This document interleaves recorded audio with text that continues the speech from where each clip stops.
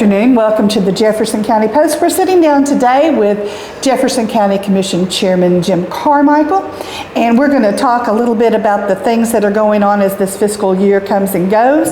But before we get started, I'm going to thank our sponsors, Dr. Warren Stinson.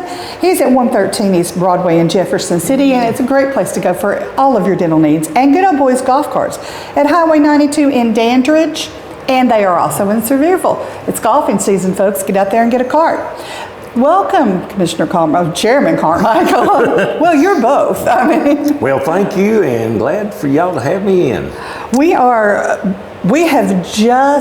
just right one foot and a half over the line of closing fiscal year 25-26 in the books. We sure are. So you guys, it's been a year for the record books. It has been a year. So you guys, as a county commission, you met this past week, and it was a night of budget amendments, correct? Sure was. Any surprises, or everything pretty much walking the jog? It was really what old John Neal used to call it, the boilerplate stuff. You know, we got to close out the year because Tuesday's it, Wednesday is the start of the new budget and new everything. So, you know, what we had to do is clean up shop and play catch up to make sure that Miss Jessie can get all of her work in. Then we start closing out the year process. And that is when you find out what your rollover will be, if there's any rollover. You know, if we have any rollover, we're going to be probably well into October. You know, we're going back to the old schedule of the commission starting in July, that we will actually have a work session. And then the next Monday, we will have the actual voting meeting. And I've always been a proponent of a work session because the general public can listen to it being hashed out in a work session that there'll be no voting. And then next week at the voting meeting, there really shouldn't be a lot to talk about. You should be able to vote and move on with government. You should have hashed out all your differences, so everything ought to come together. Right, and so that's going to start soon. That's going to start in fiscal year 2026-27, which is July 1. And the rollover, for folks who don't know what a rollover is, the rollover is after the books are closed, it's the excess money that rolls into the general fund out of various accounts if there's anything left over from the budget year before, correct? Sure. I mean, you know, of all of our departments, if they have any money left, and you know, everybody said, oh, well, they're going to run out and spend it. Well, not in Jefferson County. We always have some rollover from the previous budget. You know, we always have a little bit. Sometimes it's a lot, and sometimes it's not so much. Now, what's really going to hurt us this year is fuel prices. Yeah, fuel prices has really bit in. You know, we've had enough money in the budget to cover it, but it wasn't a pretty scene. Yeah, that's going to... Now it's letting up on us just a little bit. Going to affect your rollover a little bit. So what were the big players in this past year's budget? I mean, just give us a short look at where did the most of the money go? Well, here's the thing. Most of the money, if you look at, we're bumping a $200 million budget. So most of the money that we brought in this year, we've played catch up. We've actually hired, I believe, 4 new employees. Okay, our sales tax really offsetted that.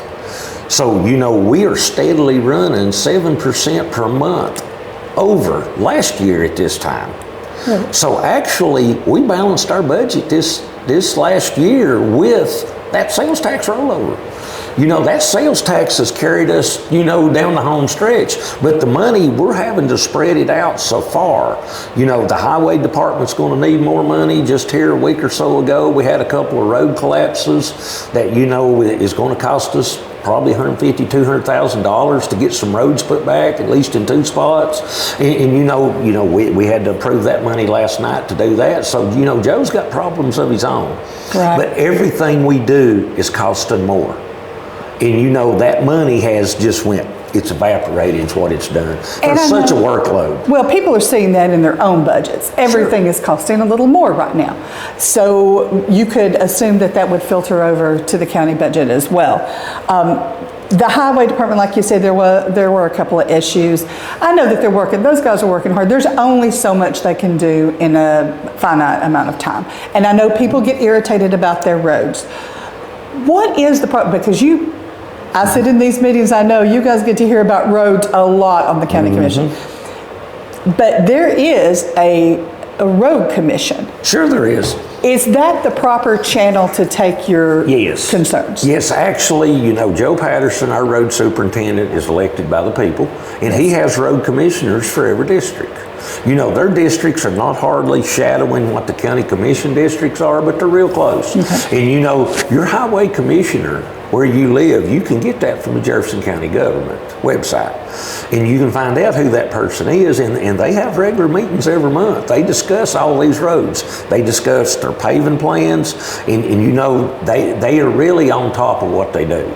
But you know, the problem is now we have such a workload that it is so hard when you get behind. It's so hard just to catch back up. Right. Joe and them's doing a really good job with what they got. But you know, stepping into the future, you know, we're looking over 60,000 people calling Jefferson County home. There's a lot of traffic, so we're going to wire them out faster. Right. So, you know, there's impact studies. We've been talking about it, the impact fees. And, you know, we're looking at a lot of different revenue sources, and we're going to have to. So another source of financial strain has been the landfill situation. Sure. And that's been ongoing for many, many years. I've been reporting on this for many, many years. Right. So the state finally came in and took some action. Yes. And that put further financial strain on the landfill. So where are you right now regarding? What we're in the process of at the landfill right now, the last time I spoke with Eric and the mayor and everybody, was that we're having to change direction with how it was operated. And we're having to go with some different outside help, and we're going to have to lay the groundwork and fix the problems that we got now. And you know, once we work this out, we're on the road right now to getting our permits back. But you know, it's going to take time because we're going to have to get equipment updated, and you know, there's no way to say how long it's going to take, but we're over the first hurdle. And we had a very good meeting with TDEC, and TDEC's online with us, so I think we're on our way. I assume that it's one of those situations that happen in life. When you get in trouble, it just kind of rolls downhill and picks up speed, and that's what happened in this situation. It is just one of those situations. And I know that to start with, in the budget season, you all talked about an increase in tipping fee, but that did not actually happen, correct? Yes. That's correct, okay. So it's the same going into this fiscal year as it was last year. Can that change? No, actually, there was a bump in the tonnage fee, but that's on the commercial side. Okay, so is that something that's likely to change? Or do you have to set that at a certain time of year? Can they do that anytime? Well, where this is going to end up being is we got to figure out what it's going to take to get us back to full operation capacity. Right. And then there's going to have to be an analysis done to figure out, hey, what's the dollar value that it's costing us to do this? Right. You know, I believe that the landfill lagged behind and we're playing catch up. Right. So we're going to have to take a hard look at a lot of different stuff out there to make sure that we get the tooling in place, make sure we get the right people in the right job, to where we start getting the paperwork done to keep Nashville happy. All right, so, and that's a big thing this coming year. Sure is. Yes. Sure is. So another big thing that's on the horizon, I guess, it's in the facilities committee right now. Mm-hmm. Do you sit on the facilities committee? No, I do not. But are you an ad hoc member? Yeah. Yes, as the chairman, you're an ad hoc. I know I've seen you at the meetings. I didn't right away think of whether you were voting or not. So the Justice Center. Oh yeah. So there is I guess a proposal that's being drawn up for I guess a building program at the Justice Center. Right. So can you tell us what's going on there? Well, what has happened is they've added a courtroom to us. We got another judge. So when you do that, we got to have more facility. So in the future, we got to sit down and say that we're going to have to spend for a new courtroom. I believe the paperwork I seen at the last facilities meeting, around $800 a square foot. Ooh. Is what it's going to cost for this new courthouse. And we're going to have to add one and there's going to have to be office space with it. So what I'm saying is we can do this in increments, but you know, just to throw a number out there, we're probably in the neighborhood of $14–15 million. Wow. Yes, and you know, that's something that's going to be yet determined. You know, the state's probably going to demand it. So, you know, we're at the infant stages of it. You know, you got to be ADA compliant. You know, we got to dot our I's, cross our T's. So, you know, we got to look to the future at the Justice Center and see where we need to be in 20 years. Right. And we got to start working towards that. You know, we got our debt ceiling down the lowest it's ever been, and now we've got to spend money on courthouse. So it seems like every time we gain some ground, we lose it. Sort of like at home when your air conditioning goes out and you finally got everything paid off. Yeah. So that is this a 2026, 27 decision that's going to be made? Is it further out than that? Are you looking at I think it'll be this closer. year? I think later on this fall, okay, through the winter, is when this will probably shift gears. That, you know, you're going to have a new mayor, and there's going to be a lot of stuff to look at. Right. And you know, by the time everything gets going on this, you know, they've got a lot of options. I sat through the meeting and watched them talk about it. You know, for the wish list of the best of it all from the engineering firm, I think it was about 54 million. Wow. Is what would get us to the Class A spot, but we can't afford that all at one time. Right. So this may be a stages situation. I promise you it will be in stages, and we just got to take bites as we can. So what you're saying is Santa can't deliver everything this year. There you go. That's it. Okay, so let's talk about something that's been something that you've been a proponent of. And you were talking about bringing in revenue and sales tax carrying us through, and you have been a big proponent of a convention center. Sure have. For Jefferson County. And that would be although there would be building cost obviously associated, it is a revenue generating proposition, correct? It would be a revenue generating machine. Now, when you come to a county commission meeting, you hear what county commissioners are against, but you rarely hear what they're for and what they would like to see. Now, in my personal opinion, tourism dollars where we're at right now is worth more than anything. If we had a convention center to where people would come in, stay a night or two, spend money at a concert, spend money at anything that could happen here. You know, it wasn't too many years ago that the Freshman Academy was a ball field. That's correct. The man that ran that ball field that didn't even have lights was a good friend of mine. And Mr. Gerald, he taught me a lesson. You can gross a lot of money just having places for people to play ball. This rec league ball is big, and a lot of other counties have done jumped on this bandwagon. Yes. So, you know, that's why I was a proponent of buying some land to where we have easy access to where we can do something, because if Jefferson County don't decide we're going to get revenue, we are marrying ourselves to a tax increase every couple of years.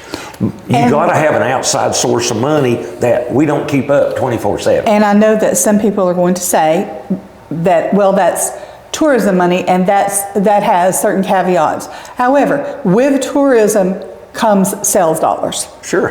Which is what is our bread and butter beyond property tax, correct? Your hotel motel tax money can pay for all this. This won't come off the back of the taxpayer. And then that in turn is trickle down to sales tax. It is the cheapest way to make money without spending millions. Yes. You know, but you know, you look at a good convention center, you know, I'm talking something the size of like what Knoxville's got, the Civic Center. Right. You know, if we had that set up to where we could park 500-600 cars at it. Right. You know, you look at the revenue, if everybody stops and gets something to eat and they all show up and they pay a normal concert ticket price, that where everybody goes to Sevierville, they go to Knoxville to watch a ball game. You look at what's spent and all. Our Jefferson Countyans are leaving the county to spend their money. Yes. I want something here in Jefferson County to where we can keep them at home, to where you drive 4 miles down the road to go to something really neat to see. And that's what we need. We got to have that. We got to, and you know it, right here in the next month or so, there's going to be a meeting. It's all hands on deck. You know, we're going to talk about how to exploit all the businesses in Jefferson County. Never in the history of my 16 years on county commission have I heard a meeting to where we want to welcome all the business people to come out and speak. What could the county do to help you with your business? What can we do to help the neighborhoods? We got to start the conversation now, or we can't move forward. Right. Forward is going to pass us up. Sevierville is going to come. Hamlin County's going to come, and Jefferson They're already County will closing just in be the from the suburb. sides, yeah. You know, Danridge will be a suburb, and we don't want that. Well, you know, everything that's going on the Sevierville exit 407, and then you have Morristown closing in on Jefferson City from that direction. And really, it is time, Jefferson County does have to make some decisions. Well, you know, the biggest common denominator is right now, the only industry Jefferson County has is building houses. Right. That's the going rate. And at 30 grand an acre for land, you know, everybody says, I want to protect the agriculture heritage of Jefferson County. Then what are we saying? If you can't make a living farming, what are you going to do with it? You're married to high taxes if you ain't got industry. Right. Now, which would you rather see? Would you rather see an event center? Right. That you don't have to look that way if you don't want to, or would you rather see 100 housetops and roofs? Well, you have to educate those people, and you have to provide services. And but see, this conversation. Tourists, you don't have to do that with. They come and spend their money. Exactly. You make them happy, and you send them home. You entertain them. Sell them something at the Waffle House. It's just like when they have a fishing tournament. You know, their business at the Waffle House triples. Sure. Anytime there's something going on in Jefferson County, if the local businesses see the if impact you triple of it. your business because a few boats showed up, yeah, that's good. Yeah. That's good for our economy. But guess what? All them guys will go home and they don't live here. Right. So let's talk about something that kind of goes into that. So recently, I've been privy to some information that had been coming across my desk regarding volunteer fire departments. And Jefferson County is, with the exception of Jefferson City, which is a paid fire department, and Dandridge, which is a hybrid fire department. Which is a hybrid, that is it right. has the largest component is volunteer, however, it does have a paid component for its fire department. Every other fire department is volunteer. And you have personally been involved in fire service for quite a few years. Yeah, we won't say, but for a long time. And you were a young man when you started that. I started actually in 1980 when Kansas Taubert was first founded by my father. So I've been there the whole time. Yeah, and that was a big thing in Jefferson County, and a lot of young people. It was generational, right. And a lot of young people did service. About 70% of all fire departments in the United States are volunteer. And 85% of those volunteer across the United States are either volunteer or hybrid. So there's not much that's just paid. Right. And in Tennessee, those numbers are higher than right. that. And the problem seems to be that generationally, the age of the average firefighter is between 56, around 56 is the age of the average firefighter. And generationally, these younger generations are not stepping up into those roles as a volunteer. So when you look at Jefferson County and most of your fire service is volunteer, does there come a day when all of you guys say, you know, I don't want to do this anymore. This is a lot. You know, a few years back, I stepped away from the fire service, but I give them my 100% support and anything that I can do for them. But see, the plight is they've raised the standards. Your fire service has raised the standards that you can't have a truck over 20 years old, and you got to have brand new ones. Taubert, Kansas just bought a brand new $500 and some odd $1,000 truck, and you know it just barely fits in the firehouse. Right. And you know what the problem is they've raised the standards of training so high that the average person can't get into the fire department unless they start as a cadet and move up. And it's so time consuming that the younger generations are not interested. They don't see it because they're not raising a family yet. And by the time they're raising a family, they ain't got time. Right. Because both parents has to work. So, you know, the fire departments are slowly getting left behind because none of them have got enough people. They don't have the roster they had in the 80s and 90s. Right. So everybody's got hobbies. They got things they want to go do. And if you've got to spend 3 or 4 nights a week, every week at the fire department, you know, I hold the utmost respect to the volunteer firefighters. Certainly. At least they're there trying. Certainly. You might not like what they did, but it ain't for you to like because you didn't help. Well, I will always say this. I have great respect for anyone who will do the things that I don't want to do myself. And that would be one of the things that I would not want to do myself.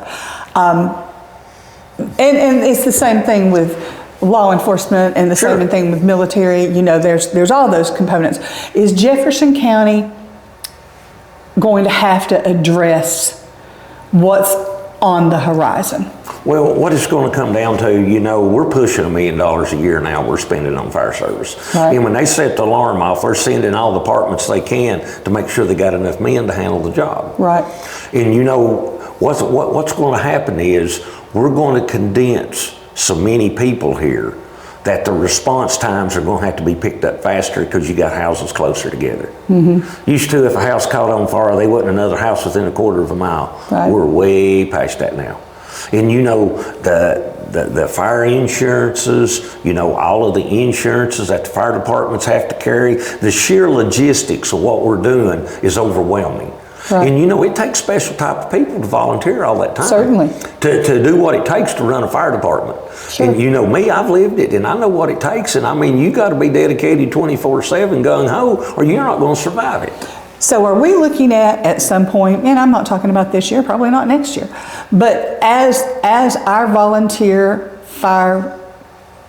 firefighters begin to age out of service, are we looking at having to go to at least a hybrid? I'm going to think into the future, in the next probably 3 to 5 years, we will have to have a hybrid program just to have enough people on call, because Jefferson County is condensing to the point that, you know, like I said earlier, it's all about the response time, right. How quick you can get people out there, because once they come here, you got to take care of them. Right. So it comes down to how much can we do and how fast can we do it.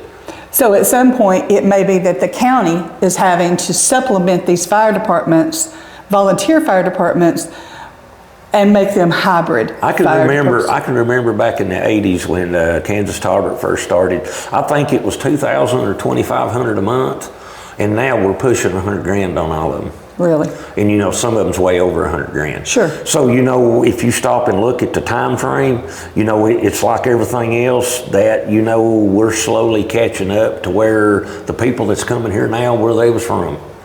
Right. You know, they're trying to escape the higher taxes of other places, but they're having to pay for that condensation. And that's and being condensed like that is one of the things that people do worry about. It does concern people. Sure. However, you also have the caveat that you have people who have grown up here. Right. They can't afford a house. Well, you stop and think. You know, people ask me all the time, where's our tax dollars going? Okay, if you have a car wreck and they call out first responders, well, there's probably a four-wheel drive or a Class A pumper fixing to come out and see you with 4 to 5 men. Okay, by the time the ambulance gets there, that's 2 more men. So let's just say we got 5 firemen and 2 ambulance drivers. Right. By the time the sheriff's department gets there, add 2 more men to that. Okay, right. We ain't conducted business yet, and we're done up 8, 9 people here. We get up in a bunch of people real quick, and you know, people are not realizing how many people we got to throw at that. Okay, half of them people's on a payroll. Right. And when you're this condensed with over 60,000 people, if there's 3 or 4 patients, you need 2 or 3 ambulances. Right. And I want to be clear, we have really, really good fire service in Jefferson County. We have really, really good. I think we're as good as anywhere. Law enforcement in Jefferson County. Jefferson County is a safe place to live. We're as good as anywhere you'll go. We have really good fire. We have really good 911 services, ambulance services. So right now, our citizens aren't losing out on anything. No. But you do have to prepare for the future. Well, we've got to keep looking, and I mean, it's just when schools get bigger and you put more kids in these schools, they got to have drills. You know, you got to have disaster training. And you know, you still got to take care of the shop while you're training people for a bigger disaster. Sure. So, you know, our upper echelon of our emergency services, you know, we lost Mr. Brad Phillips here a while back. He retired on us. And you know that the gentleman's taken his place, #1 guy. But you know, we're in that point to where we're in the changing of the guard.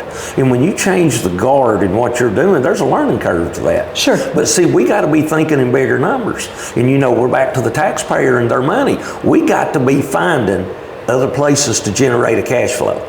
or we're destined. You mean we've got X amount of people that have come in here and says, oh, I don't want that, I don't want this, I don't want that, I'm against it. Okay, who's going to pay the bill?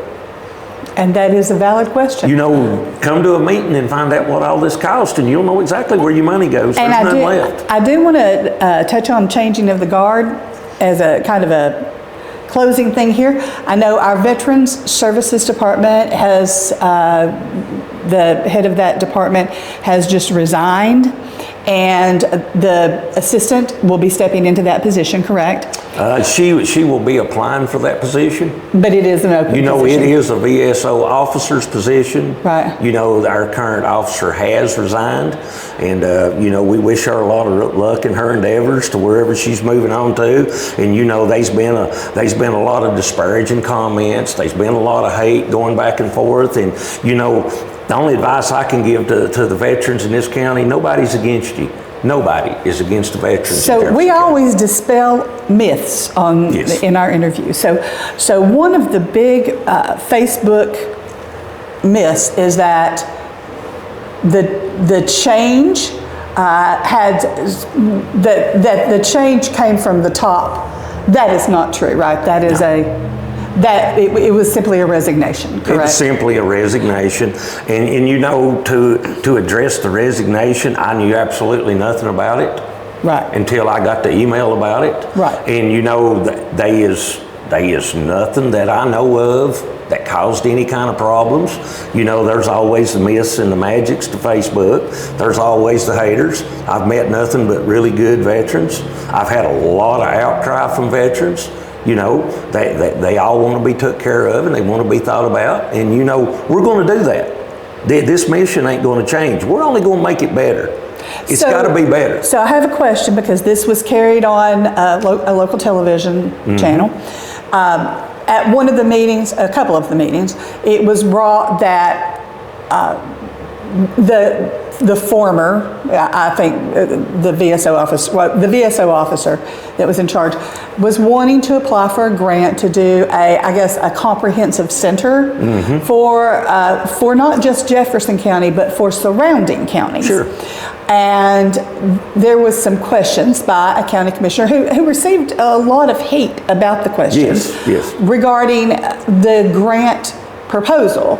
And it was, to be fair, it was very loose. Yes. And the questions were not out of order. You did not call that commissioner out of order. Those questions were in order that commissioner had. Well, what it was, the commissioner question asked very valid questions that are real questions for Jefferson County government. You know, anything that we build in Jefferson County has to be done the government way. It was not going to be the Veterans Building, it's Jefferson County's building that the VSO works out of. So therefore, you know, it's for the veterans, but we have to follow county policy on any buildings, anything that we do. And you know, we have to put things out to bid. We can't just bring in an engineer. We can't just go out and do things. And you know, a lot of people construed that, you know, that where this is at in this deal was that, oh, you're against veterans because you didn't vote to approve it. We don't know enough about it to know that we're even in the running for this grant. You have to be chosen. There is a pre-grant process.